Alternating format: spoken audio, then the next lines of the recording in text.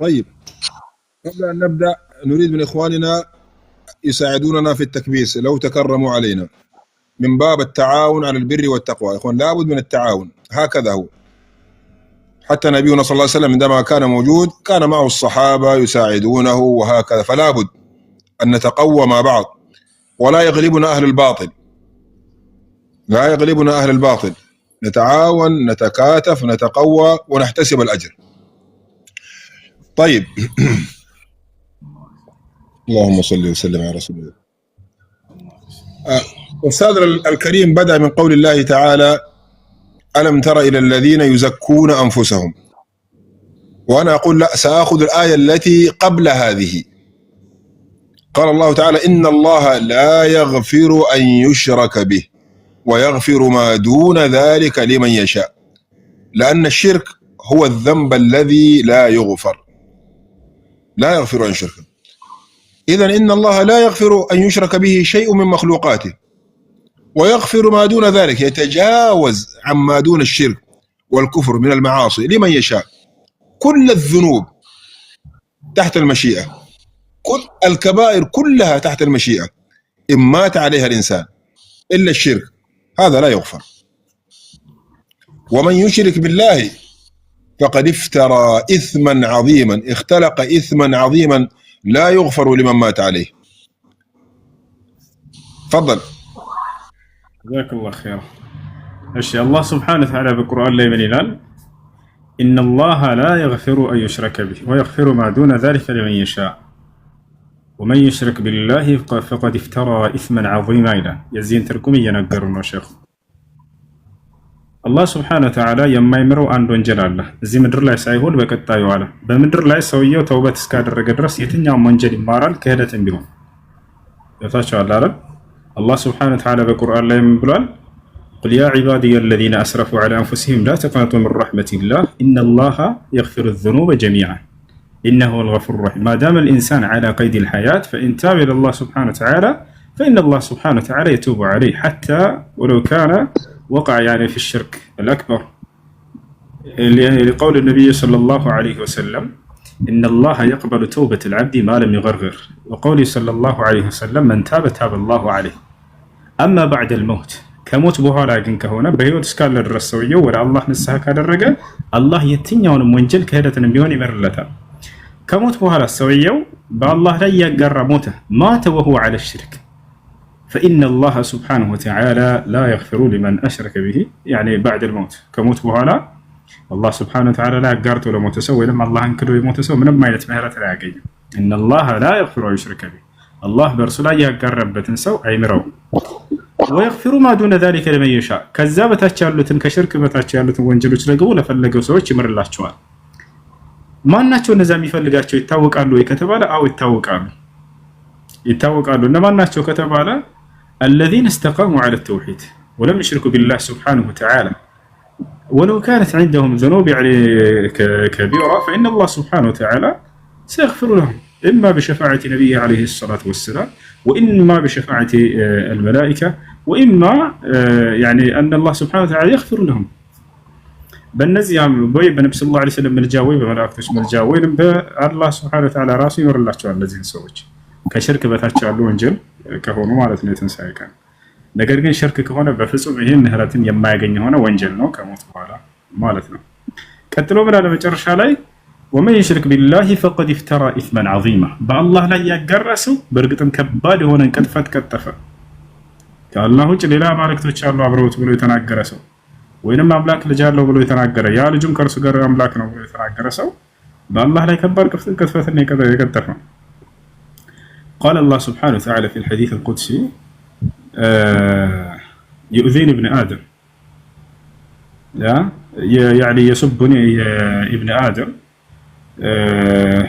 وما ينبغي له ذلك، يقول أن لي ولدا وأنا يعني بريء من هذا أو من يعني بهذا المعنى كما قال النبي صلى الله عليه وسلم في حديث القدسي: يا آدم لجي سربني على الله سبحانه وتعالى የሚሰርበኝም ለእኔ ልጅ አለው ብሎ መናገሩ ነው ይላል። ያም ልጅ ጭራሽ ከእርሱ ጋር አምላክ ነው ብሎ መናገራቸው وهذا كذب وافتراء على الله سبحانه وتعالى وما ينبغي للرحمن أن يتخذ ولدا وليس له شريك سبحانه وتعالى قل الحمد لله الذي لم يتخذ ولدا ولم يكن له شريك في الملك الله سبحانه وتعالى لجنم ما لازم بسلطانه لا بملكوته لا አንዲት ማጋር የለውም በእርሱ ላይ ሌላ አካል አጋራለሁ ብሎ ማሰብ እንዲሁም ለእርሱ ልጅ አለው ብሎ ማሰብ ለእርሱ አቻና ቢጤዎች አሉት ብሎ ማሰብ ይህ በአላህ ላይ ከባድ የሆነ ቅጥፈት ነው ومن يشرك بالله فقد افترى إثما عظيما جزاك الله خير شيخ واصل ثم قال الله تعالى ألم تر إلى الذين يزكون أنفسهم بل الله يزكي من يشاء ألم تعلم أيها الرسول أمر أولئك الذين يثنون ثناء تزكية على أنفسهم وأعمالهم ينبغي علينا أخوان أن نحذر هذا وأحيانا يقع فيه الإنسان أصلا لو رأى إنسانا مبتلى بمعصية مبتلى بكذا وحتى أحيانا يكون في ثوب النصيحة انظر إلى هؤلاء الناس الذين كذا وكذا فكأنه يقول أنا لا أفعل هذا إذن علينا أن نحذر لا تزكي نفسك بل الله وحده هو الذي يثني على من شاء من عباده لأنه عالم بخفايا القلوب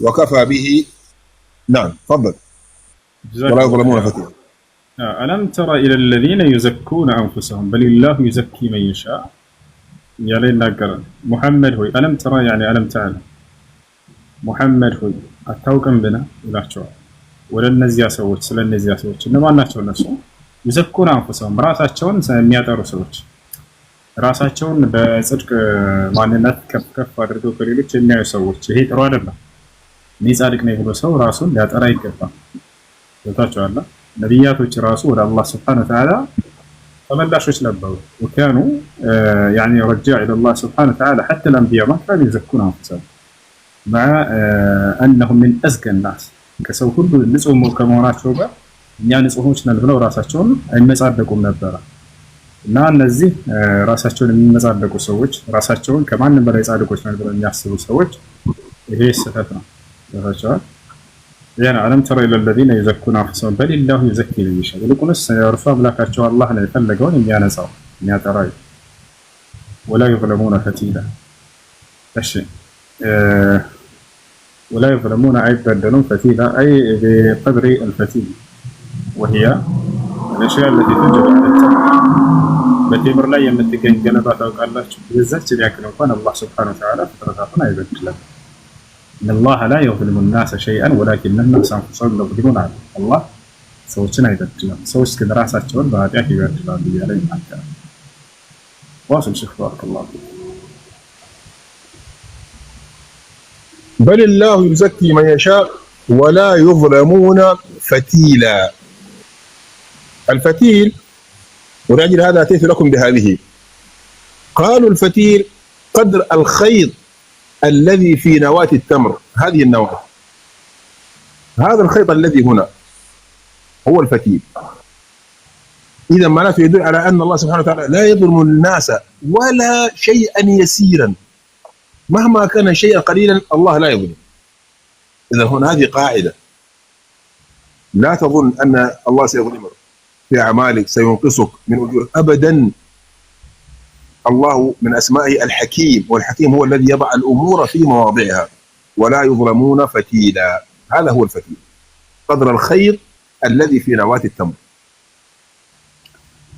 جزاك الله خيرا الله سبحانه وتعالى سوتنا يبدلهم رسوف تعالى هنا أملاكنا رسوف تعالى هنا أملاكنا ما أننا ما يبدلهم ولا يظلمون فتيلا فتيل بلو مالات بتمر مكاكل لا يالله سكر مثل مسألة شر الله እሷን የዛችን ያክል እንኳን አላህ Subhanahu Wa Ta'ala ችግር አገለባ እሷን የምታክል እንኳን አይበድልም እንደው አላህ ምንም ሰዎችን እንደማይበድል ምሳሌ እየገለጸልን ነው በዚህ ምሳሌ አላህ Subhanahu Wa Ta'ala በሌላ ቦታ ላይ وما ربك بظلام للعبيد ይላል እኔ አምላካችሁ አላህ ባሪያዎችን የምበድል አይደለሁም ማለት وما الله يريد ظلما للعباد ይላል እኔ አምላካችሁ አላህ ለባሮቼ በደልን የምፈልግ አይደለሁም ማለት إن الله لا يظلم الناس شيئا ولكن الناس أنفسهم يظلمون الله ሰዎችን በቅንጣት እንኳን አይበድልም ይላል ቅንጣት አስቡት አላህ ከፈለገ ፈጥሮና እንደፈለገ ማድረግ ይችል ነበር አይደል ልክ አንተ የሰራውን መኪና እንደፈለክ ማድረግ እንደምትችለው አላህ ግን እንደዛ አላደረገንም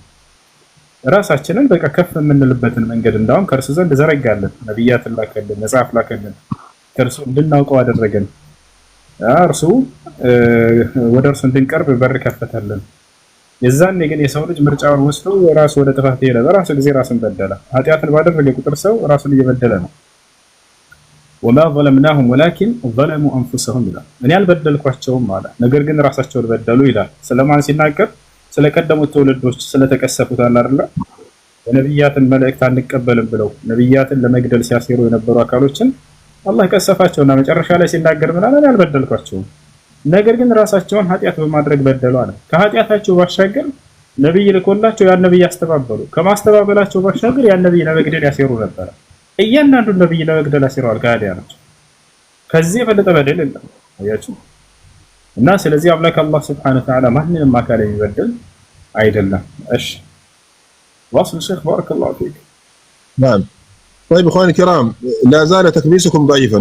قل لهم بلغتكم الان ما شاء الله بعضهم عندي، لكن نحتاج الى التشجيع ورفع البث. بارك الله فيك. እሺ አንዴ ታባ አድርጉልኝ ያለ ነው። كم يوصلوا لك؟ 100,000. طيب قال الله تعالى: ألم تر إلى الذين، أو انظر كيف يفترون على الله الكذب وكفى به إثما مبينا. انظر أيها الرسول كيف يختلقون على الله الكذب بثنائهم على أنفسهم وكفى بذلك ذنبا مبينا عن ضلالتهم. ثم قال تعالى: ألم تر إلى الذين أوتوا نصيبا من الكتاب يؤمنون بالجبت والطاغوت. أي ألم تعلم أيها الرسول وتتعجب من حال اليهود الذين آتاهم الله حظا من العلم ويؤمنون مع ذلك بما اتخذوه من معبودات من دون الله. وماذا يقولون؟ يقولون للذين كفروا: هؤلاء أهدى من الذين آمنوا سبيلا. يقولون ذلك للمشركين أنهم أهدى طريقا من أصحاب النبي محمد صلى الله عليه وسلم، وقد كذبوا والله. جزاك الله خيرا. من يلا الله قتلوا. انظر كيف يفترون على الله الكذب على تملكت الذي أي سلايف اليوت يتناقرنا السياق يتكلم عن اليهود الذين يزكون أنفسهم بأنهم أقرب الناس إلى الله سبحانه وتعالى، وغيرهم يعني أبعد الناس عن الله سبحانه وتعالى. أيهودوች እኛ ከአምላክ ዘንድ ንጹህ ነን የአምላክ ልጆች ነን ብለው ያስባሉ አይደል? ራሳቸውን ያነጻሉ፣ ራሳቸውን ጻድቅ ያደርጋሉ፣ ሌላውን ደግሞ እንደራቅ አድርገው ያስባሉ። አላህ Subhanahu Wa Ta'ala ምን አለ? انظر كيف يفترون على الله الكذب ይላል። ሙሐመድ ሆይ እነዚህ አይሁዳውያን እንዴት በእኔ በአምላካቸው ላይ ውሸትን እንደሚቀጥፉ ተመልከታቸው አለ። ከመደዑ أنهم أبناء الله ከእኛ የአምላክ ልጆች ነን ብለው እንደሚያስቡ ማለት ነው። እኛ ከሰው ሁሉ በላይ ጻድቆች ነን ብለው ያስባሉ። እና انظر كيف يفترون على الله الكذب ተመልከት ሙሐመድ እንዴት በእኔ በአምላካቸው ላይ ውሸትን እንደሚቀጥፉ። وكفى به إثما مبينا የግልጽ ኃጢአት ለመሆኑ ይሄ በቃ እያለ ይናገራል። ከዛ ቀጥሎ ስለነሱ ባህሪ ሊነግረን ነው። ألم تر إلى الذين أوتوا نصيبا من الكتاب ሙሐመድ ሆይ አላየህምን ወደ እነዚያ ሰዎች በመጽሐፍ ድርሻን የተሰጡ ይሆን يؤمنون بالجبت والطاغوت እንግዲህ በጣዖታት የሚያምኑ ይሆኑ እያለ ይናገራል። ويقولون للذين كفروا እነዚያ ለካዱ ሰዎች እንዲህ ይሏቸዋል: هؤلاء أهدى من الذين آمنوا سبيلا። እነዚያ እናንተ ከሃዲያኖች ማጋሪዎች ከሙሐመድና ከተከታዮቹ የበለጠ ቀኑ መንገድ ላይ ናቸው ይሏቸዋል። ተመልከቱ፣ አይሁዶች ወደ መካ ይሄዱና የመካን ከሃዲያኖች እኛ ከሙሐመድ በፊት ስለ ሃይማኖት የምናውቅ ነን፣ እናንተ ደግሞ ከሱ ከሙሐመድና ከተከታዮቹ መልካሞች ናቸው ይላቸዋል። اليهود كانوا يذهبون إلى كفار قريش ويقولون لهم أنتم أهدى من محمد ومن معه. ተመልከቱ፣ እናንተ ከሙሐመድና ከሱ ጋር ካሉት የተሻላችሁ ናችሁ፣ እኛ ስለ ሃይማኖት የምናውቅ ነን ይላቸዋል። يفترون على الله وعلى النبي عليه الصلاة والسلام.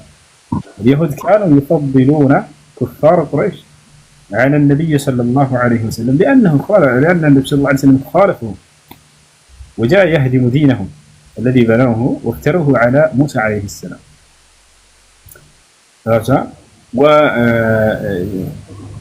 እንዲህ አይነት ነገራቶችን የነሱን ህግና ስርዓት ያንድን የነበረውን ሁሉ ስለሻሩባቸው ከአላህ ዘንድ በመጣላቸው ህግና ስርዓት እየሄዱ ከሌላ እምነት ተከታይ ጋር እያበሩ እናንተ ትሻላላችሁ ከሙሐመድ እያሉ ይናገሩ ነበር። واصل شيخ. طيب سنقف هنا، لكن ما بقي لي من الوقت إلا القليل، لكن صراحة سأحدثكم عما في نفسي. كم أحبكم والله وأتمنى لكم الخير، وما أنتم فيه شيء يفرج الصدر، ولأجل هذا دعوني بس أحدثكم بقصة واحدة، هي قصة أجدادكم وما فعلوا، وكلام جميل قاله النجاشي، والله قال حكمة توزن بالذهب. عندما هاجر المسلمون الهجرة الثانية إلى الحبشة، الهجرة الثانية يقال أن الهجرة الثانية كانت أشق من الأولى. في هذه المرة هاجر كم؟ هاجر من الرجال 83 رجلا و18 أو 19 امرأة. طيب كلهم هذا ثم أكمل لهم. طيب አሁን ደግሞ ምነግራችሁ ከዚሁ ጋር ተያይዞ የእናንተ ምርጥ አያታችሁ ቅድመ አያታችሁ ማን ነው? በቃ የእናንተ ከአባቶቻችሁ መካከል የሀበሻውያን አባት ደግና መልካም ስለሆነው ስለ ነጃሺ ስለ እርሱ ነው። እርሱ ስለ እንግዲህ የነብዩ ሰለላሁ ዐለይሂ ወሰለም ሰሃቦች ወደዛ ስደት አድርገዋል። አዲስ ስደት አድርገው ነበረ እና የዛኔ ሁለት ጊዜ ነው ስደት ያደረጉት። መጀመሪያው አለ የሁለተኛው ከባድ ነበረ ከመጀመሪያው። የሁለተኛው ላይ ስደት ሲያደርጉ ጊዜ ከወንዶች 80 ነበሩ፣ ከሴቶች ደግሞ 18 ወይም ደግሞ 19 አካባቢ ነበሩ። በዛን ጊዜ ስለሆነው ዲነግረን واصل شيخ بارك الله. المشركون في مكة غضبوا أن المسلمين وجدوا مأمنا لأنفسهم ودينهم عند النجاشي، فأرسلوا رجلين عمرو بن العاص وعبد الله بن أبي ربيعة قبل أن يسلما، وأرسلوا معهم الهدايا للنجاشي وللذين حوله لكي يردوا هؤلاء إلى مكة. ثم ماذا فعلوا؟ ثم ذهبوا وزودوا هؤلاء البطارقة بالهدايا وقالوا نحن سنواجه الملك النجاشي، وأنتم إذا حضرنا ساعدونا في الكلام. قالوا طيب. فلما جاء المجلس قالوا أيها الملك إنه قد جاء إلى بلدك غلمان، هكذا سموهم سفهاء، فارقوا دين قومهم ولم يدخلوا في دينك، وجاءوا بدين ابتدعوه لا نعرفه نحن ولا أنت، حتى أنت لا تعرف دينهم، وقد بعثنا إليك أشراف القوم لتردهم إلينا فهم أعلم بهم. تفضل. بارك الله فيك. ወደ ነጃሺ በመጡ ጊዜ ወደ ኢትዮጵያ በመጡ ጊዜ ወደ ሀበሻ በመጡ ጊዜ ሰሃቦች የዛኔ የመካ ከሃዲያኖች ሁለት ሰዎችን ሰላይ ላኩ፣ ሙስና ሲዘው ማለት ነው። ወደ ማን? ወደ ነጃሺ። እነዚህን አሳልፈህ ስጠን ወደ አንተ የተሳደዱትን ለማለት። የተላኩትም ዐምር ብን አልዓስ አንደኛው እሱ ነው። ሁለተኛ አብዱላህ ብን አቢ ረቢዓ ይባላል። ሁለተኛው እሱ ነው። የሚገርማቸው ሁለቱም ሰልመው ነው የተመለሱት። ሁለቱም ሰለሙ። ነገር ግን ከዚያ በፊት ያንን ሙስና ይዘው ሂደው ወርቅ፣ ብር፣ ገንዘብ ምናምን እንደዚህ ሰብስበው ሂደው ለንጉሱ ንጉስ ሆይ ወደ አንተ ከኛ ሀገር የመጡ ህፃናት ልጆች ብለው ገለጿቸው። ልጆች ሞኞች ምናምን ብለው ገለጿቸው፣ ሰደቧቸው። እነዚህ ልጆች አሉ እና የአባቶቻቸውን የቅድመ አያቶቻቸውን ሃይማኖት ተለይተው ነው የመጡት እና ወይ ያንተን ሃይማኖት አይከተሉ ወይ ደግሞ የሀገራቸውን የአባቶቻቸው የቅድመ አያቶቻቸውን መንገድ አልተከተሉ። ስለዚህ ለአንተም ለኛ የማይጠቅሙ ናቸውና አሳልፈህ ስጠን ብለውሃል የመካ ሹማምንቶች። ይሄ ደግሞ ይሄ ሙስና አንካ ብለው ሰጡት። ከዛ በኋላ ነጃሺ ዞር በል ብሎ ይወረውርላቸዋል። ታሪኩን ይቀጥላል ሼኹ ኢንሻአላህ። ከዛ በኋላ ከበሁላቸውም ቃላቸውን ከሰማ በኋላ እነሱን ነፃ ያደርጋቸዋል። እነዛን ይመልሳቸዋል። እዚህ ላይ ግን ምን አደረጉ? እነዚህ የመካ ሁለቱ የተላኩት ቀድመው ሄደው ከንጉሱ ፊት ለሚቀርቡት ቀሳውስቶች ምናምን እንደዚህ ገንዘብ ሰጧቸው። ሙስና እኛ ከንጉሱ ፊት ሄደን እንናገራለን እንዲህ ብለን ከኛ ጎን ሆናችሁ እውነታቸው ነው ንጉሱ ይብላችሁ መስክሩልን አሏቸው። አያችሁ አይደል ተንኮላቸው ማለት ነው። ከዚያ በኋላ የሚሆነውን እንሰማለን። اعطيني دقيقتين بس الاذان اوكي شيخ. طيب الله اكبر الله اكبر. نعم شيخ. تقبل الله منا ومنكم. امين. آتي محمد وسيلة الفضيلة وبعث اللهم المقام المحمود الذي وعدته إنك لا تخلف الميعاد. طيب إخواني الكرام نعود إلى ما كنا. إذن فلما قالوا هذا الكلام للملك أن هؤلاء سفهاء وكذا وتركوا دينهم ولم يدخلوا دينك، قال البطارقة الوزراء الذين حول الملك والعباد وهذول قالوا صدق أيها الملك، لأنه قد أعطوهم هدايا رشوة، قالوا صدق فأسلمهم إليهما ليرداهم إلى قومهم. لكن النجاشي كان رجلا عاقلا قال لابد من تمحيص القضية لا كلام هكذا لا، نريد أدلة. وهذا يا إخوان شيء نحتاجه في زماننا هذا والله، حتى في البثوث. أحيانا ما الذي يحصل في البث؟ أنت تكون مع شخص يجي واحد وحصل معي وتكلمت كلاما ندمت عليه لأنه كتبوا لي في التعليقات كذا وكذا، فلما قرأته فإذا به شيء مسيء وأنا لا أدري. إذا نحذر. النجاشي كان رجلا عاقلا فقال لا بد أن أسمع من الأطراف، لن أسمع من طرف واحد، لا يكفي هذا. أرسلوا إلى المسلمين فليحضروا ونسمع منهم. تفضل. جزاك الله خير. እና ከመካ የተላኩት ሁለት ሰላዮች ሙስና ይዘው መጥተው ወርቅ ብርና ሌሎችን ስጦታዎች ለንጉሱ ይዘው የመጡ ሰዎች በነጃሺ አቅራቢያ የሚገኙትን ቀሳውስቶች ቀድሞ አናግረዋቸው ነበር። ከንጉሱ ፊት ሄደን እንናገራለን እነዚህ ሱሐቦችን ሙስሊሞች አመፀው መተው ነው ምናምን ብለን እናንተ የዛኔ እውነታቸውን ነው በሉልን፣ ከዚያ በኋላ ይዘናቸው እንድንሄድ ብለው ሙስና ሰጣቸው። ቀድሞ ተስማሙ፣ እሺ አሉ። ወታቸዋል እሺ ብለው ተናገሩ። ብዙ ጊዜ የሚወራ ታሪክ አለ። እኛ እንግዳ ተቀባዮች ነን ይሏቸዋል የክርስቲያን መምሮቻቸው። ከታች ላለው ህዝብ እንግዳ ተቀባይ ነን ተቀብለናቸዋል ይሏቸዋል። ላ አልተቀበለው። እንዳውም ሙስና ተቀብለው ነበር መስክረው ለአሳልፈው ለመስጠት ሱሐቦች ለንጉሱ። አዎ ቀሳውስቶቹ ተቀብለው ገንዘብ እንትን ብለዋቸው ነበር። ሙስና ተቀብለው ነበር አሳልፈው ለመስጠት። ከዚያ በኋላ ተቀብለው ተስማምተው ያንን ከተቀበሉ በኋላ ለንጉሱ ቀረቡና እነዚህ አምር ብን አልዓስ እና አብዱላህ ብን አቢ ረቢዓ ሁለቱ ከመካ ተልከው የመጡ ሰላዮች ንጉስ ሆይ እኛ ከሀገራችን አመፀው የመጡ ሰዎች አሉ ሙስሊሞች፣ ወይ ያንተን መንገድ አልተከተሉ ወይንም ደግሞ የኛን የቅድመ አያቶቻቸውን የአባቶቻቸውን መንገድ አልተከተሉ ለቀው ነው የመጡት። ስለዚህ እነዚህ ልጆች አማጺዎች ናቸውና አሳልፈህ ስጠን አሉ። ከዚያም እነዛ ሙስና የተቀበሉ ቀሳውስቶች እውነታቸውን ነው ብለው መሰከሩ። ናቸው በእውነታቸውን ነው ብለው መሰከሩ። ከዚያ በኋላ በምን ቋንቋ ተግባብተው ነው? ጥሩ ጥያቄ ነው። በዚያን ጊዜ እነዚህ የመን ምናምን የሚባሉ ሀገራቶች ሁሉ የኢትዮጵያ ነበሩ። ታውቃላችሁ፣ በአበሻ ስም ነው የሚጠሩት። በአንድ ሀገር የሚኖሩ እንትኖች ናቸው። እስከ ቅርብ ጊዜ ድረስ መለስ ሳይቀር አረበኛ ይችል ነበር። መንግስታቶች የዛኔ በደንብ ይችሉ ነበር። كانوا يتكلمون اللغة العربية የታች ያለ አረብ ምን ይሉ ነበር? እስከ ቅርብ ጊዜ ሁላ ይማሩ ነበረ። ማን ይችሉ ነበር አረበኛ። ከዛ በኋላ ምን ሆነ? እውነታቸውን ነው አሳልፈህ ስጣቸው ምናምን ብለው ቀሳውስቶቹ ተናገሩ ሙስና በተቀበሉ መሰረት። ከዚያ ነጃሺ ግን ያው ብለህ ነውና ምን አደረገ? አይ ከሁለቱም ጎን ሳልሰማ በፍጹም ልፈርድ አልችልም ማለት ፍትሃዊ ነው። ነብዩ ሰለላሁ ዐለይሂ ወሰለም ስለርሱም ብለዋል اذهبوا الى الحبشه فان بها ملكا لا يظلم عنده احد شهد له النبي صلى الله عليه وسلم بانه عادل. هذا يدل على صدق نبوة النبي عليه الصلاة والسلام لأنه شهد له بالعدل وكان الأمر كذلك.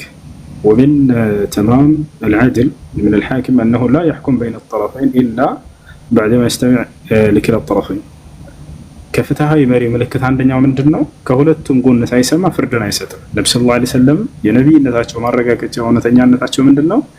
በሀበሻ ላይ የሚገኘው ንጉስ በፍትህ እንጂ አይፈርድም ብለው ተናግረውለታል። ሳያዩት ሄደው ማለት ነው። ከፍትሃዊ መሪነት መገለጫው አንደኛው እኔ ከሁለቱም ካልሰማ በፍጹም ልፈርድ አልችልም አለ። ካጠገቡ ያሉት አማካሪዎችን ራሱ ንግግራቸው ውድቅ አደረገው። እነዚያን ቀሳውስቶች ሄዱና ሙስሊሞችን አስጠራቸው አለ። ሙስሊሞች መጡ። فتكلم جعفر ابن أبي طالب ولد عم النبي عليه الصلاة والسلام እርሱ መጣና ከፊታቸው ቆሞ መናገር ጀመረ። ተጠየቀ። እስኪ ምንድነው ስላለው ነገር ተባለ። ነጃሺ ያንን ሰማ። ከዛ በኋላ እነዚያን ሙስና ይዘው የመጡትን ቀጥሎ በልተመለሱ ወደ ሀገራቸው ከነ ገንዘባቸው መለሳቸው። ሱሐቦችን እዛ የጠበቀው አስተናስጣቸው ማለት ነው። ወሰል ሸኽ ባረከላሁ ፊክ نعم ولما أرسلوا إليهم المسلمين ماذا قالوا؟ لا نقول إلا الصدق، أجمعوا على الصدق فحضروا.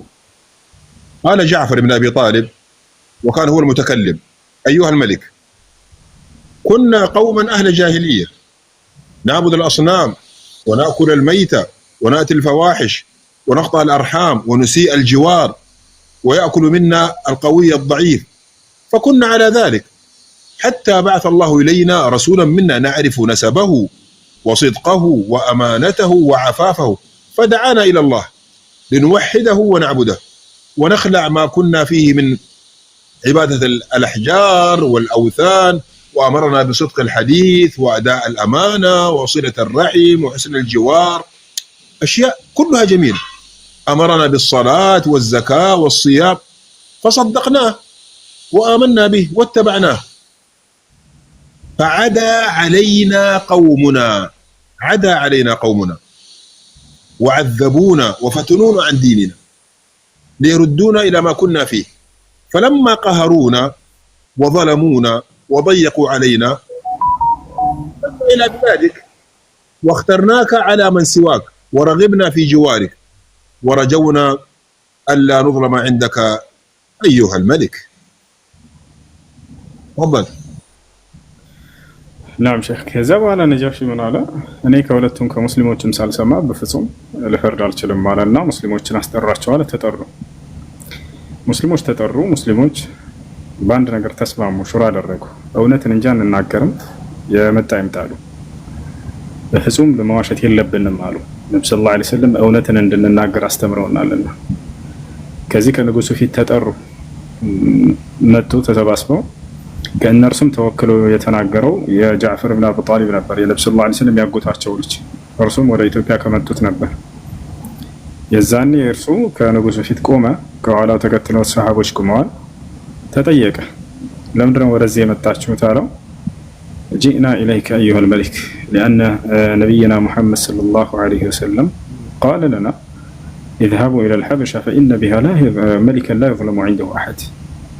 ለምን መጣችሁ ሲላቸው እኛ ወደ አንተ የመጣነው ንጉስ ሆይ ነቢያችን ሙሐመድ ሰለላሁ ዐለይሂ ወሰለም ወደ ሀበሻ ምድር ሄዱ፣ በእርሷ ላይ አንዲትም ሰው የማይበደልባት የሆነ ንጉስ ይገኛልና ብለው ስለነገሩን መጣን። ከዛ በኋላ እነዚያ ሰዎች ስላነሱት ክስን ጠየቋቸው። ኢና ኩና ፊል ጃሂልያ ነዕቡዱ አልአስናም፣ እኛ ነብዩ ሰለላሁ ዐለይሂ ወሰለም መጥተው እስልምናን ሳያስተምሩን በፊት ጣዖት አምላኪዎች ነበርን አሉ ሰሃቦች። አያችሁ፣ ጣዖት እናመልክ ነበረ። ልክ እንዲሁ ደግሞ ሙታን እንበላ ነበር፣ የሞተ ስጋ አላረን በክት። ልክ እንዲሁ ዝምድናን አንቀጥልም ነበር። ልክ እንዲሁ ጠንካራው ደካማውን ይበድል ነበር። አጸያፊ ስራዎችን ሁሉ እንሰራ ነበር። ያን ሁሉ እናደርግ ነበር ካሉ በኋላ ነገር ግን አላህ ነብዩ መሐመድን በመካከላችን አስነሳልን። فدعانا أن نوحد الله وحده ولا نشرك به شيئا، اللهم በብቸኝነት እንድንገዛም አስተማረን። በእርሱም ላይ ቅንጣት እንዳናጋራ አስተማረን። ዝምድናን ወደ መቀጠልም ልክ እንዲሁ አስተማረን። ደካማው ጠንካራው ለደካማው እንዲያዝን አስተማረን። አጸያፊ ነገራቶችን ሁሉ እንድንረግማቸው አዘዘን። ወደ ጽድቅ ሁሉ ጠራን። ከዛም በኋላ ህዝቦቻችን በዚህ ምክንያት እኛም ጠሉን። በቃ ለምን አንድን አምላክ በብቸኝነት አመለካቸው ነው? ከነርሱ ጋር እነዛን ስናመልካቸው የነበሩ ጣዖቶች ለምን ተዋቸው ብለው በዚህ ነው የጣሉብን ብለው ተናገረ። እና ይህ ነው ወስል ሼክ ባረከላሁ ፊክ። نعم نواصل. ايوه عندها قال النجاشي: هل معك مما جاء به عن الله شيء نبيكم؟ قال جعفر: نعم. فقال النجاشي: اقرأه عليه. فقرأ عليه صدرا من كاف ها يا عين صاد ذكر رحمة ربك عبده زكريا إذ نادى ربه نداء خفيا. فبكى النجاشي حتى ابتلت لحيته وبكت أساقفته حتى حين سمعوا ما تلا. ثم قال النجاشي: إن هذا، أي هذا القرآن الذي أسمعه، والذي جاء به عيسى لا يخرج من مشكاة واحدة، انطلقا فوالله لا أسلمهم إليكما ولا يكادوا.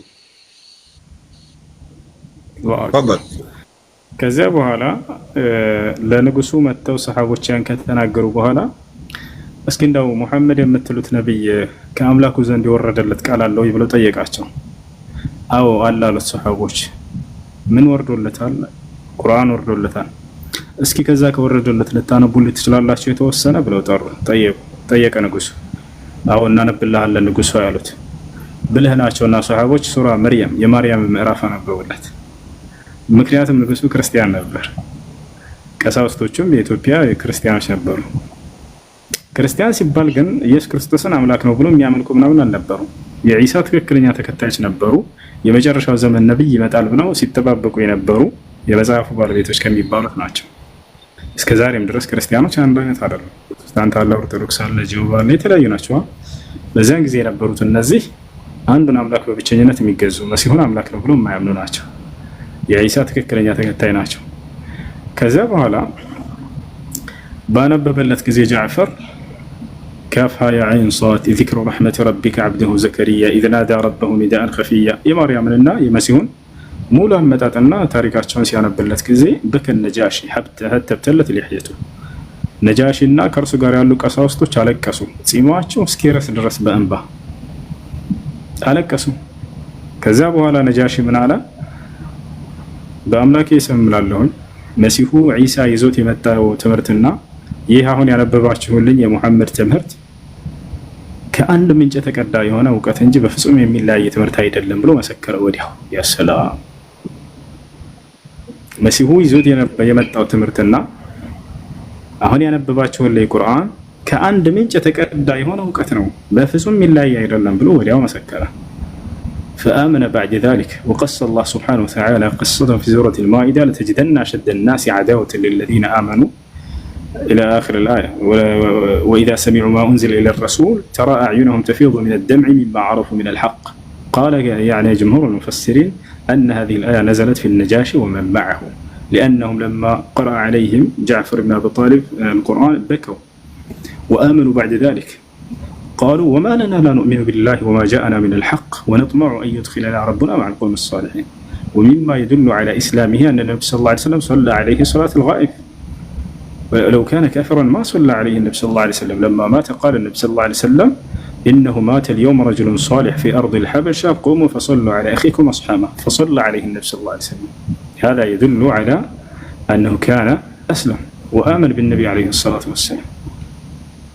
واصل شيخ بارك الله فيك.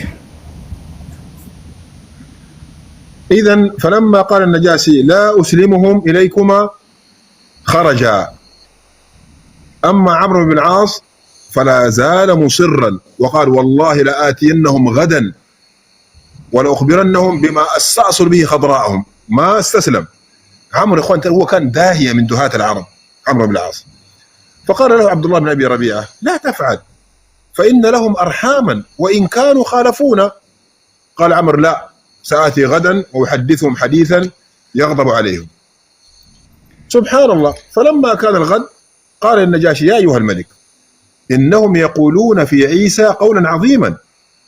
فأرسل إليهم يسألهم ففزعوا المسلمون، لكن قالوا لا نقول إلا الصدق الذي نؤمن به. فجاءوا فقال جعفر نقول فيه الذي جاء به نبينا محمد صلى الله عليه وسلم هو عبد الله ورسوله وكلمته ألقاها إلى مريم البتول. فأخذ النجاشي عودا ثم قال والله ما عدا عيسى ما قلت هذا العود، نفس ما جاء به عيسى هو نفس الذي قلته. وإن ثم ماذا فعل البطارقة؟ قال قال وإن نخرتم هذا الكلام الذي قالوه وما جاء به عيسى شيء واحد. ثم قال المسلمين اذهبوا فأنتم شيوم بأرضه. الشيوم بلغة الحبشة زمان بمعنى أنتم آمنون، من سبكم غرم ومن سبكم غرب. ثم قال كلمة وهي التي جعلتني أقول هذا الحديث في وقت ولا باقي؟ في وقت؟ إيه دقيقتين بس. ثم قال النجاشي ردوا عليهما هداياهما، لا نريد هداياهم فلا حاجة لي بها. ثم قال الكلمة العظيمة، قال فوالله ما أخذ الله مني رشوة حين رد علي ملكي، لأن النجاشي هناك من خرج عليه يريد أن يأخذ ملكه فأعاد الله ملك النجاشي إليه. فانظر إلى هذه الكلمة العجيبة، قال ما أخذ الله مني الرشوة حين رد علي ملكي فأخذ أنا رشوة؟ لا. فسبحان الله، انظروا إلى هذا الرجل الحكيم. ولا زالت الحكمة في الحبشة إلى الآن، ننتظر حكمتكم إن شاء الله. እሺ እንግዲህ ሙስናውን ከሰጡ በኋላ እነዚህ ሰዎች ያሳልፈ ስተን ብለው ለነጃሺ ከአረብ ሀገር ከመካ ተልከው የመጡትን ገንዘባቸውን ይዛቸው ሄዱ፣ ስጦታቸውን አልቀበልም ሙስናቸውን ብሎ መልሷቸዋል። ይህ ሙስና መመለሱ ራሱ እውነተኛ ፍትሃዊ በሪ ያሰኘዋል። ሙስና አይቀበልም እውነተኛ ፍትሃዊ በሪ። من علامات صدق نبوة النبي عليه الصلاة والسلام أنه تنبأ وهو في مكة بأن ملك الحبشة إمام عادل، وكان كما قال النبي عليه الصلاة والسلام النجاشي ما كان يقبل الرشوة. من علامات الإمام العادل أنه ما يقبل الرشوة. هذا يدل على صدق نبوة النبي عليه الصلاة والسلام. النبي صلى الله عليه وسلم እውነተኛ ነብይ መሆናቸው ማረጋገጫ አንደኛው ትንቢትን ተናገሩ። መካ ላይ ሆነው ስለ ኢትዮጵያ ንጉስ ፍትሃዊ መሪ ነው ብለው ተናግረዋል። ከፍትሃዊ መሪ ምልክት አንደኛው ምንድነው? ሙስናን አይቀበልም። ቀጥሉ ይዛችሁ ሂዱ፣ ሙስናቸውን አልቀበላቸውም አላቸው። አንዴ ልስገድ እሺ ልጆች፣ አንዴ ልስገድ። እصلي شيخ صلاه الظهر بارجع ان شاء الله نعود اليكم بعد الصلاه ان شاء الله. يا جماعه رب الله እቺ መኪና ተመልከታት እንዴት አባታ እንደምታምር አይሻ ባለ ታምራለች። አታምራች መኪና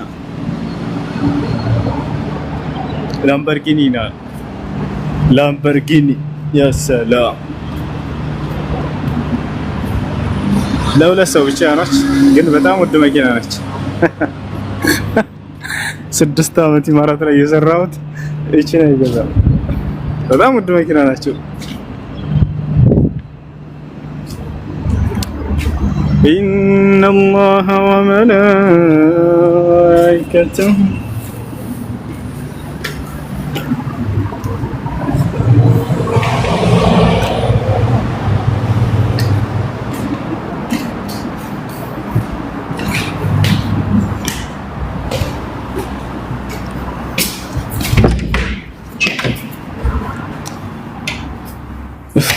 يا سلام يا سلام.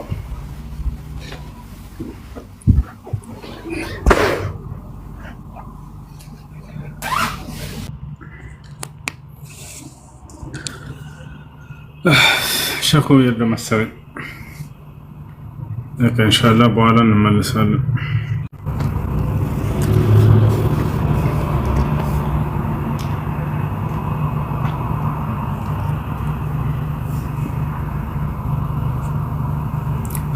ያ ሰላም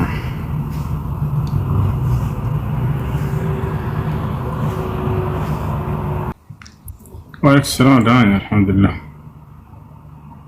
ጥያቄ ነበረኝ። ጥያቄ ማለት ነው አይሻ ሰላት እየሰገድኩ 2 ረካዓት ሰግጄ አታያትን ሳልካ ከቆምኩ በኋላ አስታውስኩና ከዛ ጨርሼ ሁለት እንትን ስጁድ አደረኩ። ትክክል ነው ወይስ ነው? ድጋሚ ኢሻ ሰላት ላይ 2 ረካዓት ሰግጄ አታያቱ ሳልቀራ ቆሜ አስታውስኩ። እሺ የመጀመሪያውን ተህያ ሳትቀሪ አስታውሽ፣ ያንን በሱጁድ ተጠቀምሽ መጨረሻ ላይ ትክክል ነሽ።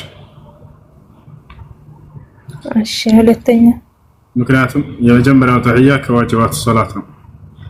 ዋጅባት ሶላት ተግባር ቢረሳ በሱጁድ ሰው ብቻ ይጠገናል፣ ችግር የለውም። እሺ ሁለተኛ ደግሞ አሁን ከመዳሞች ማለት ነው ሲያስቀምጡ ብስኩት ምናምን ትምር ነገር ወስቶ መብላት ሐራም ነው። ማዳም ቤት የሚገኙ ምግቦችን በተመለከተ ቁርስ፣ ምሳ፣ እራት የተዘጋጁ ምግቦች ከነዚያ የመብላት ስምምነት እስካላቸው ድረስ በስምምነታቸው መሰረት መብላት ትችላላችሁ። ከዚያ ውጭ ግን ለራሳቸው ማንም እንዳይነካባቸው ብለው ለይታ ያስቀመጧቸውን ፍሪጅ ላይ ምናምን ሊሆን ይችላል፣ ቸኮሌት ምናምን፣ ብስኩት፣ እነዚያን ያለ ፈቃዳቸው መብላት አይቻልም፣ ስምምነት ስለሌላቸው። በዚያ ላይ ስምምነት ስትገቡ ጊዜ ስራ ቦታ ላይ ቁርስ፣ ምሳ፣ እራት ልትበሉና ደሞዝ ከተስማማችሁ በስምምነታችሁ መሰረት መገኘት አለባችሁ። ነቢያችን ሰለላሁ ዐለይሂ ወሰለም አልሙስሊሙን ዐላ ሹሩጢሂም አሉ። ሙስሊሞች በስምምነታቸው ላይ ይገኛሉ ብለዋል። በእነዚህ እነሱ ማንም እንዳይነካባቸው ላይ ያስቀምጧቸውን ምግቦች በጥቅሉ ያለ ፈቃዳቸው ማንሳት ተገቢ አይደለም። እሺ ይሄን እንደዛ በያኔ ከጓደኛዬ ጋር ተከራክረን ነው እና በዚህማ ከፈለገኝ አላህ ይጠይቀኝ አለች። ይሄ እንዴት ነው? ያላህን መዳፈር ተገቢ አይደለም። እንዲህ አይነት ቃል አረማቅ ነው። እሺ ሌላ ደግሞ ለመስጊድ ማለት ነው እዚህ ቆይተዋል። እዚህ ነይቼ ቁጥሩ እንትን ምንድነው አካውንት ይዤ ነበር አጣፋብኝ። ለሌላ መስጊድ መስጠት እችላለሁ? ያለሽ እሺ ሹክራን ጀዛከላ።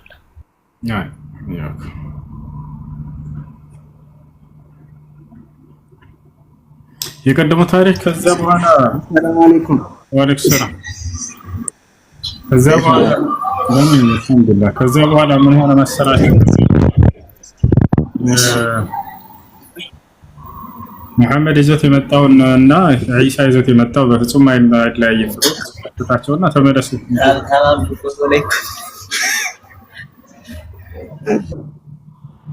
እንደዛ ካላቸው በኋላ እነዚህ ሰዎች እዛው አደሩ ሳይሄዱ። ከዛ አብዱላህ ኢብኑ አቢ ረቢዓ እና አምር ኢብኑ አልዓስ ናቸው ከመካ ተልከው የመጡት ሙስና ይዘው የመጡት አይደለ? ከዚያ እንመለስ አለው። ማን? አብዱላህ ኢብኑ አቢ ረቢዓ። አምር ኢብኑ አልዓስ ግን ጭራሽ አልመለስም አለ። እንዳው እነዚህን የሆነ ነገር ሳላስደርጋቸው ሰሃቦችን ማለት ነው ወደ ሀበሻ የመጡትን የሆነ ነገር ሳላስደርጋቸውማ ይዣቸው ሳልሄድ በፍጹም አልፋታቸውም ማለት ሌላ የሆነ ነገር ነገ ጸነስስላቸዋለሁ ብሎ ሲያስብ አደረ። በመነጋታ በሚቀጥለው ቀን ምን አለ? አሁን ሄጄ ለንጉሱ ስለ ዒሳ ስለ መሲሁ አንተ የማታምነው ንግግር ይናገራሉ፣ ክፉ ንግግር ይናገራሉ ብዬ ነገር ላይ ያይዛቸዋል።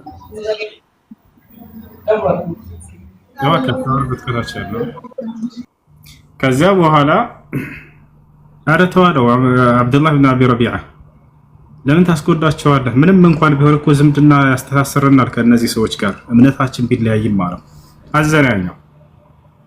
አይ የፈለገ ቢሆን እንደው እነዚህን ይዣቸው ሳልሄድ እኔ ሰው አይደለሁም ማለት ሄደ ከንጉሱ ፊት አምር ኢብኑ አልዓስ።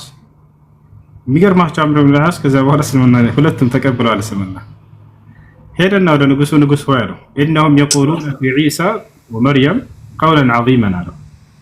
ንጉስ ሆይ እነዚህ ወደ ሀገረ ተሳዳ የመጡ ሰሃቦች ስለ ዒሳና ስለ እናቱ ስለ መርየም ክፉ ንግግርን ይናገራሉ፣ አንተ የማታምነው ነው መጥፎ ንግግር ይናገራሉ ስለ እነርሱ አሉት። ነጃሺ በዚህ ላይ ተቆጣ። ምክንያቱም መሲሁንና መርየምን በጣም ይወዳልና። አስጠሯቸው አለ። ተጠሩ ሰሃቦች። ንጉሱ ይፈልጋቸዋል ተባሉ። ለምን ሲባል ጊዜ ስለ ማርያምና ስለ መሲሁ ክፉ ንግግር ትናገራላችሁ ተብሎ እርሱ የማያምነውን ንጉሱ ትናገራላችሁ ተብሎ ለዚህ ትፈልጋላችሁ ተባሉ። አሁንም ሰሃቦች ሹራ አደረጉ፣ ምክክር አደረጉ። በምን ወሰኑ?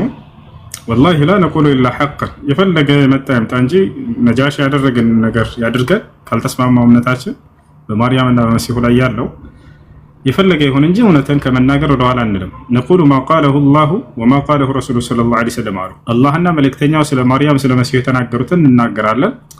ከዛ በኋላ የመጣ ይምጣ መቀበል አለብን አሉ። በፍጹም ልንዋሽ አይገባም አሉ። ይሄዱ ንጉሱ ፊት ቆሙ ሰሃቦች። አሁንም ተናጋሪያቸው ተወክሎ ማን ነው? ጃዕፈር ብን አቢ ጣሊብ የነብዩ ሰለላሁ ዐለይሂ ወሰለም ያጎታቸው ልጅ ነው።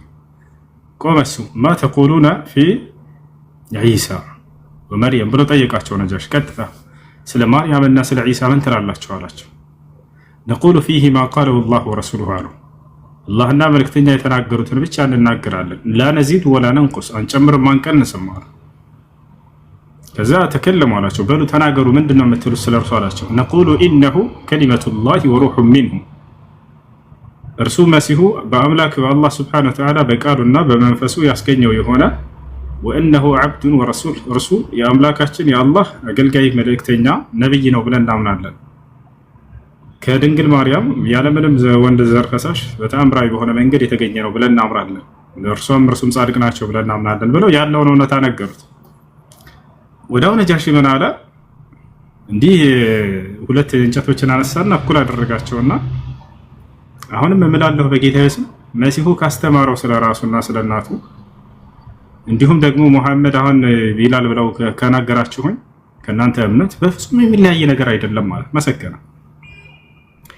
በፍጹም የሚለያይ ነገር አይደለም። እርሱ መልእክተኛ፣ እርሱ ነብይ ነው፣ እርሱ አገልጋይ ነው፣ እርሱ በአምላክ ቃልና በመንፈስ የተገኘ ነው። አያቸዋል እናቱም ማርያም እንዲሁ ጻድቅ እንደሆነች ይሄን ሁሉ አረጋገጠ። አመነ። ምንም የተለየ ነገር ይዘው አልመጡም እና እነዚህ ሰዎች አሁንም ጫፋቸው ልነካቸው አልችልም ብሎ ከሰተው ያንን ሰላይ ማለት ነው ይዞት የመጣ ያንን አምር ብን ልዓስ ከዚያ በኋላ ማሰብ ጀመረ። ቁሙ። የሚገርማቸው ከዛ ከኢትዮጵያ ሳይወጣ እስልምናን ተቀብሎ በዛ ሄደ። እስልምናን ተቀበሉ አምር ብን ልዓስ፣ አብዱላህ ብን አቢ ረቢዓ። እነዚህ ከመካ ሹማምንቶች ከንጉሶቹ ተልከው ወደ ኢትዮጵያ ንጉስ ወደ ሀበሻው ንጉስ ስጦታን ሙስና ይዘው የመጡት እነሱ ነበሩ። ወዲያው እነሱ ራሳቸው እስልምናን ተቀብለው ሄዱ ማለት ነው። ይህን ይመስላል ባጭሩ ታሪካቸው። ከዚያ በኋላ ብዙ አልቆይም። የነብዩ ሰለላሁ ዐለይሂ ወሰለም ሰሃቦች የተወሰነ ቆይታን ቆይተው ወደ ሀገራቸው ተመለሱ። እሺ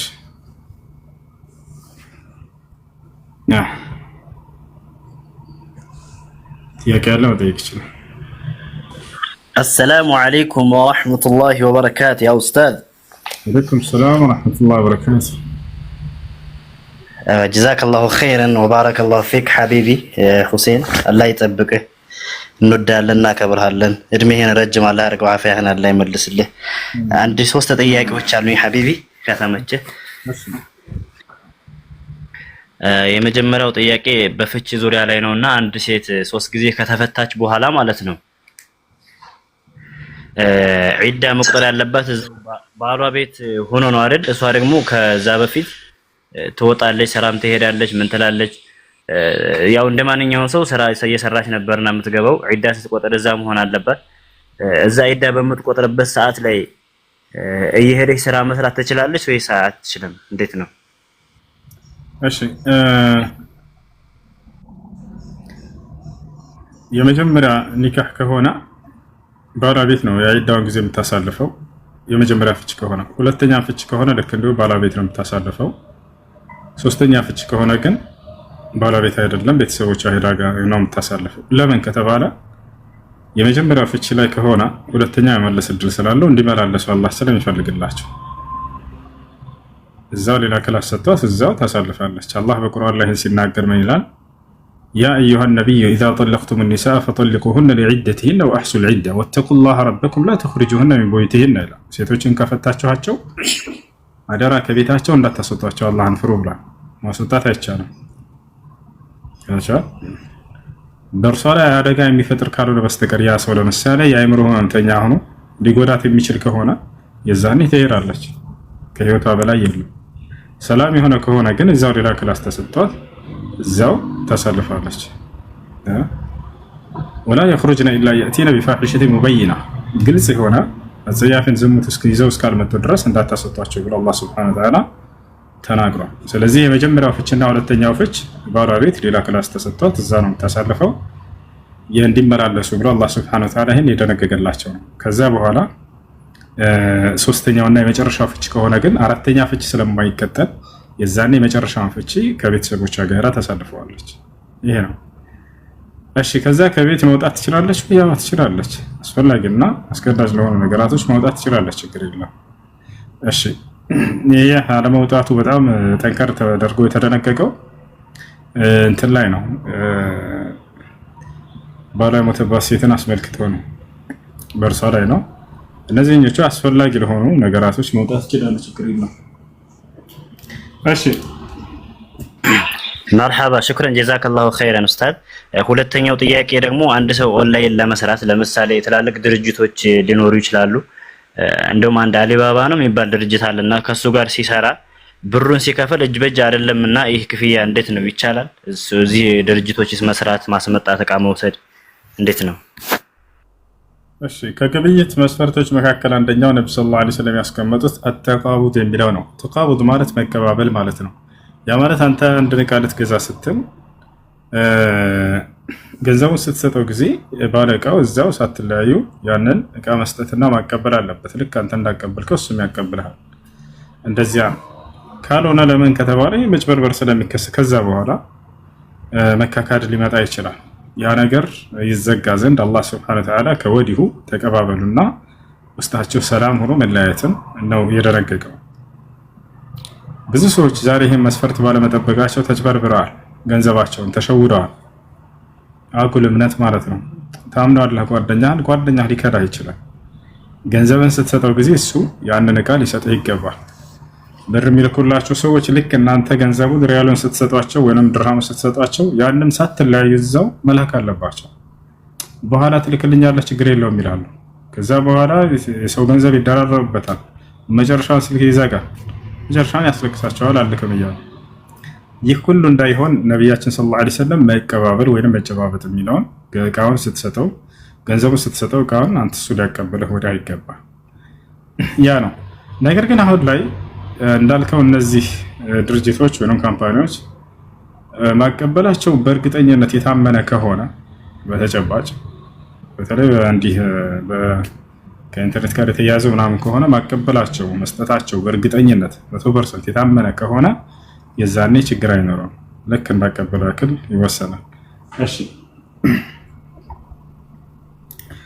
መርሐባ ሽኩረን ጀዛከላሁ ኸይረን ኡስታዝ። ሌላው ጥያቄ ሶስተኛው የመጨረሻው ጥያቄ አላሁ ተባረከ ወተዓላ ያው ከአርሽ በላይ መሆኑ የታወቀ ጉዳይ ነው።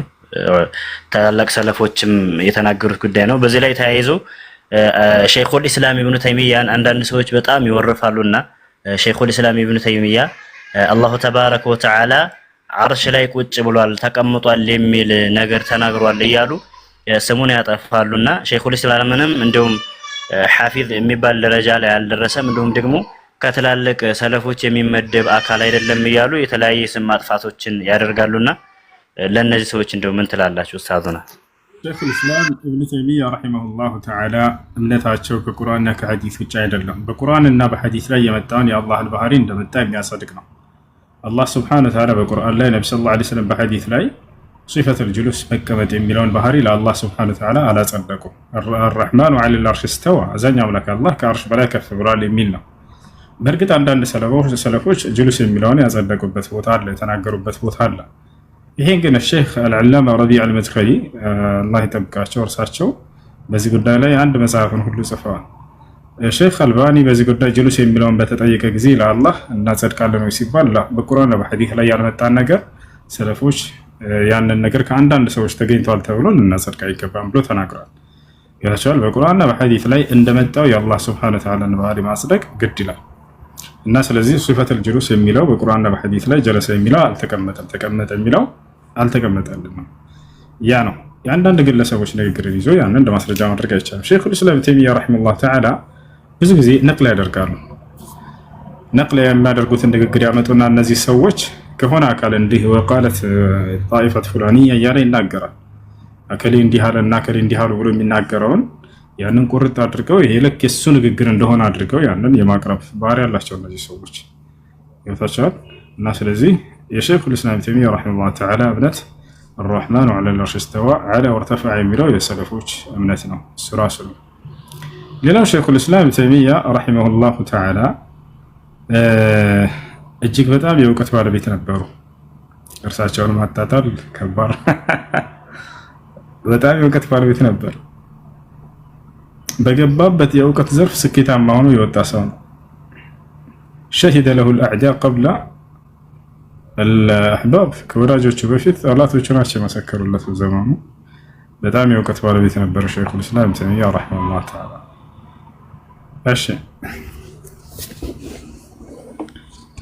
وأنه من علماء السلفيين كسلفية علماء اسمه وأنه يعني ناصر منهج السلف السلف منهج بدن بادركو كردو سوچ مكاكل ماشي. حتى ابن القيم رحمه الله تعالى صوفي نبر وشيخ الإسلام رحمه الله تعالى ما كاينت ነው ወደ አህለ ሱና ወልጀማዓ እንዲወጣ የሆነው እና በጣም የእውቀት ባለቤት ነበር። በርካቶች በስተት መንገድ ላይ የነበሩ አንጾ ወደ እውነተኛው መንገድ መልሰዋል። በርካታ መጽሐፍቶችን ኪታቦችን ጽፈዋል። እና ኢብኑ ተይሚያ በጣም የእውቀት ባለቤት ነበሩ። ሐፊዝ የሚለው በደንብ አድርገው የሚገባቸው ናቸው። والإمام إمام ናቸው። እሺ وشيخ الإسلام كذلك كما شهد له أقرانه في زمانه. እሺ مرحبا شكرا جزاك الله خيرا وزادك الله علما نافعا الله يحفظك يا حبيبي الله يطبقك الله تبارك وتعالى ይሄን መልካም ስራህን ያዘውትርልህ ያው የሂዳያ ሰበብ ይሆንክ ነው ከዚህም የበለጠ الله تبارك وتعالى የሂዳያ ሰበብ የምትሆን ጥሩ ልጆች የምታፈራ الله ያድርግህ الله ይጠብቅህ الله تبارك وتعالى ትልቅ ደረጃ ያደርስህ በጣም እንወድሃለን حبيبي شكرا احبك في الله حبك الله الذي أحببتنا من أجل شكرا لك. وش إياك عليك الله لا يشتغل. السلام عليكم. وعليكم السلام ورحمة الله. هو سؤال إياك عليك أعطوا تكمتاو سرعة تكمتاو ኮሚሽን ተቀብሎ ስራ ማስገባት እንዴት ይታያል? ስራ ያስገባችሁበትን በደንብ የተጋነነ ሳይሆን በአካባቢው በሚታወቀው ሂሳብ መሰረት ሳታገኑ ምን ሳትሉ ስራ ያስገባችሁበትን ብትቀበሉ ችግር የለም። እሺ ተሳፈላ ወያኩ ሰላም አለይኩም ኡስታዝ እንዴት አደርክ? ሰላም ነው? ወበረካቱ ነው አለሁ አልሐምዱሊላህ። ማታ ገብቼ ነበርና ቦታ እንዳልይዝ ወርዳለሁ። የሆነ ነገር እሺ፣ የቱ ጋር ነው የምገባው? ጠይቄ ነበር። የቱ ጋር ልግባ? ሞዴሬተር የሚሰጥበት ግባና ከዛ ሞዴሬተር የሚለውን ገብተህ ከርክ በኋላ ወደ ላይ ስትስበው ላይቭ ሪከርድ ሼር የሚላል ታበራዋል።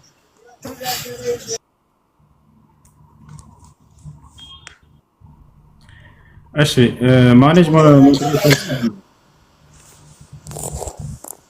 ሞዴሬተር አዎ ማለት አሁን ሞዴሬተር ለሰዎች ስትሰጥ የምታበራው አለ። ሙሉን ስታበራው ከምታበራው ውስጥ ላይቭ ሼር የሚላል ሪከርድ የሚል ማለት ነው። ያንን ታበራዋል። ግን አሁን እዚህ ጋር ሞዴሬተር ስትሰጠኝ ማለት ነው እኔ እዚህ አልቆጣጠርም። ምን የምፈልገው በፈቃድ ሆኖ ላይቭን በስነ ስርዓት ለሰዎች ለማቅረብ ነው። ላይቭ ሪከርዲንግ ይላል። እሱ ነው እንትን የምልህ። እሱ ነው የምታበራው። ያው ነው በቃ። እሺ ባርኪ አላህ ይጠብቅህ። አሜን ወያኩም። እሺ ጥያቄ ልጠይቅ? ጠይቅ። አለይሂ ሰላም ወራህመቱላህ። እሺ ሰላም አለይኩም ወራህመቱላሂ ወበረካቱህ። የኔ ጥያቄ የነቢያቶች እምነት እንዴት እስልምና ሊሆን ይችላል የሚለው ነው። ለምሳሌ ነቢያቶች ሁሉ እነ ኢሳያስ፣ ዳዊት እና ብዙ አሉ።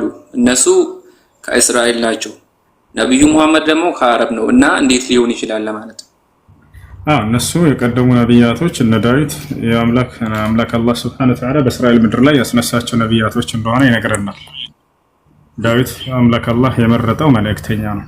በእስራኤል ምድር ላይ እነ ሙሴን፣ እነ ዘከርያስን፣ እነ ዮሐንስን እነዚህን ሁሉ መሲሁን እንዲሁ ለእስራኤል ምድር እንደላካቸው ይናገራል። አምላክ አላህ ሱብሓነሁ ወተዓላ ለአንድ ዘር ብቻ እየመረጠ የሚልክ አምላክ አይደለም፣ ከዓለም ሁሉ ልኳል። ይሄም በቁርአን ለምን ነብዩ መሐመድ ብቻ ከአረብ ሆኑ? እሳቸው ብቻ አይደሉም፣ ሌሎች አምላክ አላህ ለመለሰልህ ነው። ተረጋጋሽ። አምላክ አላህ ከዓለማት ህዝብ ነው ሲልክ የነበረው። በቁርአን ላይ ሲናገር ምን ይላል መሰለህ? ወለቀድ በዐስና ፊ ኩሊ ኡመቲን ረሱላን ይላል። በእርግጥም ወደ እያንዳንዱ ማህበረሰብ ነብያትን ልኬያለሁኝ አለ። ለናሙናነት ያክል የተገለጹትን ነግሮናል። ታላላ ያልተገለጹ በርካቶች ነብያቶች አሉ። ነብያችን ሰለላሁ ዐለይሂ ወሰለም ከአረብ ጎሳ ናቸው። ልክ እንዲሁ ከአረብ ከእስራኤል ውጭ የተላኩ ሌሎች ነብያቶች አሉ፣ የነፍ ነብያቶች አሉ። ለምሳሌ ሷሊህ የሚባል ነብይ አለ። ይህን ነብይ ለምሳሌ መጽሐፍ ቅዱስ አያውቀውም። ሁድ የሚባል ነብይ አለ። እነዚህ ነብያቶች ከአረብ ጎሳ ናቸው። ነብዩ ሰለላሁ ዐለይሂ ወሰለም ሐዲስ ላይ ሲናገሩ ሷሊሁን ወሁድን ወሹዐይቡን ሚነል ዐረብ አሉ። ሷሊህ፣ ሁድ፣ ሹዐይብ ልክ እንዲሁ የሚባል ነብይ አለ። እነዚህ ከአረብ ጎሳ ናቸው። ከዛሊክ እስማዒል ልክ እንዲሁ እስማዒል በመካ ምድር ላይ የነበረ የሆነ መልእክተኛ ነው። አብርሃም ልጁን እስማዒልን ወደዚያ ቦታ አስቀምጦት በዚያ ቦታ ላይ አነጿቸው፣ አስተምሯቸው ሄደዋል። የአረቦችም አባት ሆኗል በዚያ አካባቢ ለሚገኙት እና ስለዚህ እስማዒል ከነቢያቶች ነው። ለምሳሌ አላህ በቁርአን ላይ ሲመሰክርለት ምን ይላል? ወዝኩር ፊል ኪታቢ እስማዒል፣ ሙሐመድ ሆይ በዚህ በመጽሐፍ ላይ እስማዒልን አውሳላቸው። ኢነሁ ካነ ሷዲቀል ወዕዲ ወካነ ረሱለን ነቢያ ይላል። እርሱ ቃሉን ጠባቂ እንዲሁም ደግሞ መልእክተኛና ነብይ ነበር ይላል።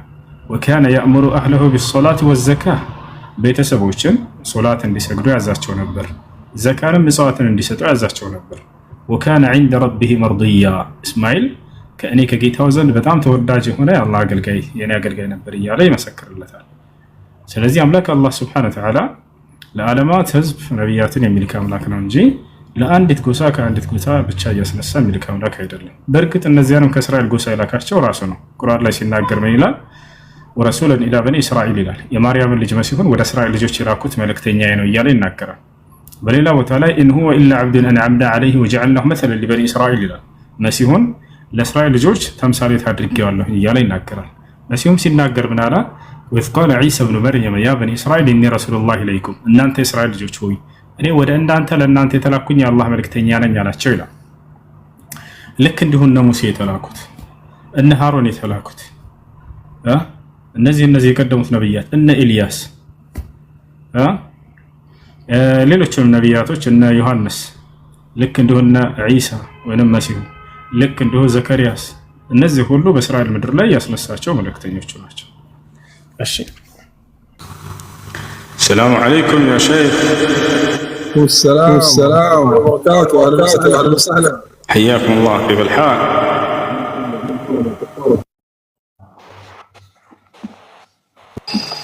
كيف حالكم؟ هل انتم بخير؟ بخير والله نحمد الله ونشكره. ماذا كنت تقرأ؟ من سورة النساء.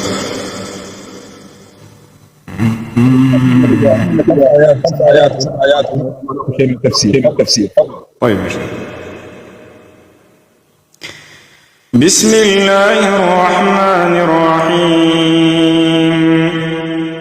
ألم تر إلى الذين يزكون أنفسهم بل الله يزكي من يشاء ولا يظلمون فتيلا. انظر كيف يفترون على الله الكذب وكفى به إثما مبينا. ألم تر إلى الذين أوتوا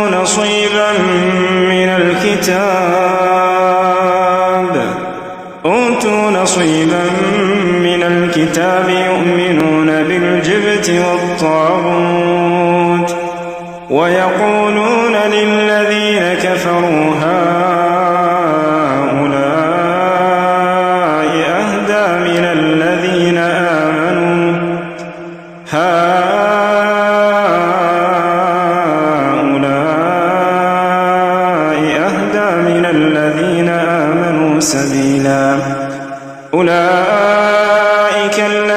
لعنهم الله ومن يلعن الله فلن تجد له نصيرا أم لهم نصيب من الملك فإذا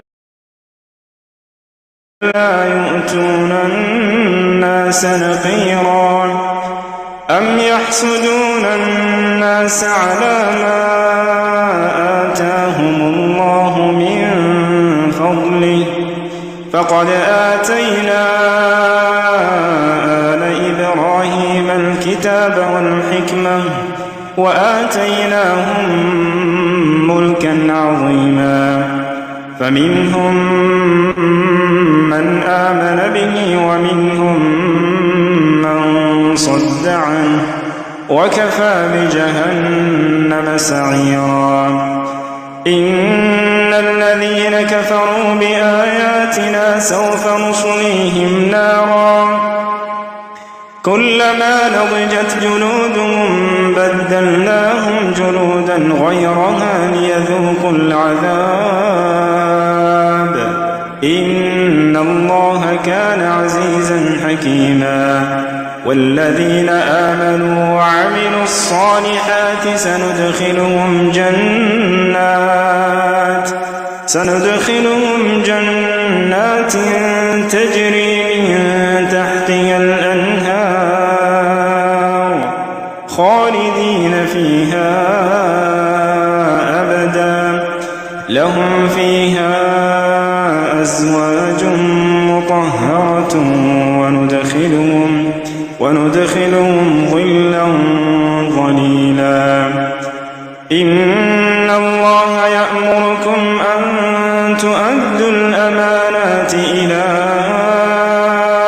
أهلها وإذا حكمتم بين الناس أن تحكموا بالعدل إن الله نعما يعظكم به إن الله كان سميعا بصيرا يا أيها الذين آمنوا أطيعوا الله وأطيعوا الرسول وأولي الأمر منكم فإن تنازعتم في شيء فردوه إلى الله والرسول إن كنتم تؤمنون بالله واليوم الآخر ذلك خير وأحسن تأويلا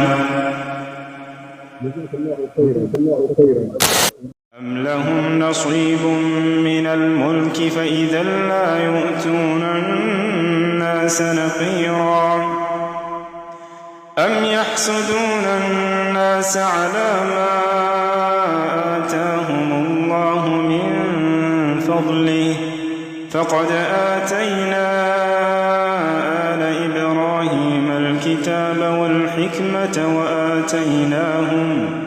وآتيناهم ملكا عظيما فمنهم من آمن به ومنهم من صد عنه وكفى بجهنم سعيرا إن الذين كفروا بآياتنا سوف نصليهم نارا كلما نضجت جلودهم بدلناهم جلودا غيرها ليذوقوا العذاب إن الله كان عزيزا حكيما والذين آمنوا وعملوا الصالحات سندخلهم جنات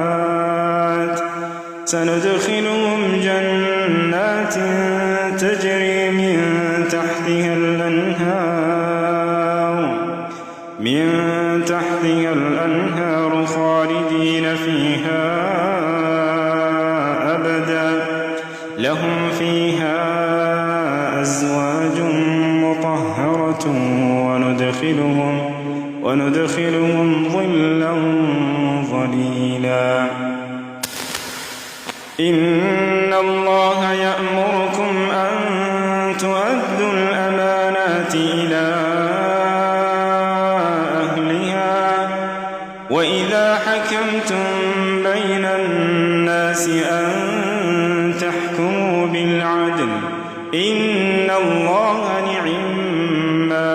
يحكم به إن الله كان سميعا بصيرا يا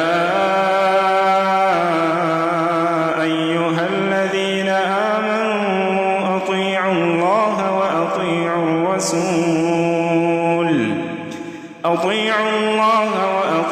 الرسول وأولي الأمر منكم فإن تنازعتم في شيء